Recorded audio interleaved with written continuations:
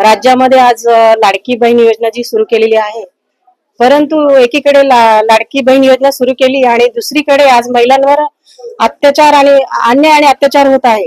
आणि खऱ्या अर्थाने आज आपण बघितलं तर उरणमध्ये आणि शिळपाटा येथे या दोन्ही महिलांवर आज महिन्यापूर्वी या दोन घटना झालेल्या आहेत। आणि सरकार योजनांचा बोजवारा करत आहे, लाडकी बहीण करत आहे की म्हणजे ह्या ज्या योजना आहे, जर तुम्ही जर ही योजना आपल्या बहिणींसाठी जर काढत आहात तर आपल्या जो बहिणींवर जो अत्याचार होत आहे महाराष्ट्रामध्ये, तर हा प्रश्न कोण याकडे सरकार लक्ष देत नाहीये। आज उरणमध्ये जी घटना झाली, शिळपाटा ही इथे एक घटना झाली, तिथे सरकारने त्या जे काही मारेकरी आहे त्यांच्यावर काय म्हणजे कोणते गुन्हे दाखल केले आणि त्यांच्यावर काय कारवाई केली।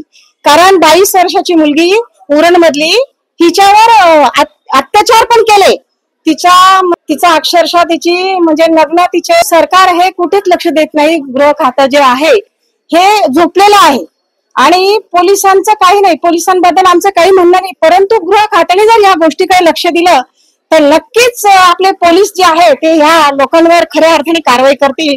आणि मी स्वतः 1500 रुपये जर त्यांना खऱ्या अर्थाने या महिलांच्या सक्षमीकरणासाठी द्यायचे असेल तर खऱ्या अर्थाने पहिल्यांदा त्या महिलांची सुरक्षा त्यांनी वाढवली पाहिजे।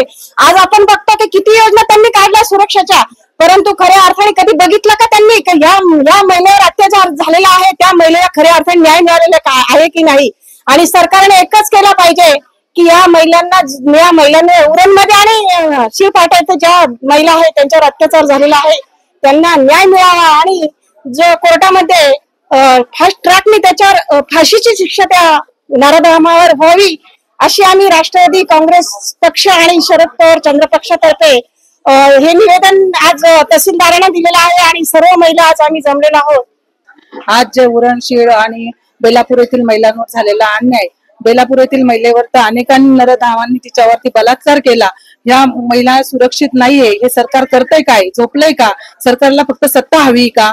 या महिलांवर जो अन्याय झालेला आहे त्या नराधमांवरती फास्ट ट्रॅक आपल्या कोर्टाकडनं लवकरात लवकर त्यांची दखल घेतली पाहिजे, लवकर त्यांना फाशीची शिक्षा दिली पाहिजे, अशी मी सर्व महिला आघाडीच्या वतीने विनंती करते। आणि या सरकारने गॅस दर वाढले आहे, 1500 सुरक्षा आपण पाहताय का? महिलांच्या सुरक्षा आहे का? महिला आज सुरक्षित नाही।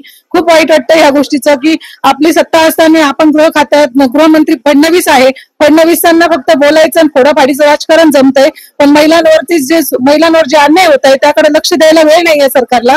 या फडणवीसांना मला एकच सांगायचं आहे की माझ्या राष्ट्रवादी महिला आघाडीच्या वतीने मी एवढंच सांगू इच्छिते का फडणवीस, आपण फक्त फोडाफाडीचं राजकारण करणं बंद करा, माझ्या महिलांची सुरक्षाकडे लक्ष द्या, महिलांना फक्त फसवेगिरीच्या योजना काढू नका आणि माझ्या महिलांच्या भूल थापा देण्याचं काम करू नका, एवढी विनंती करते।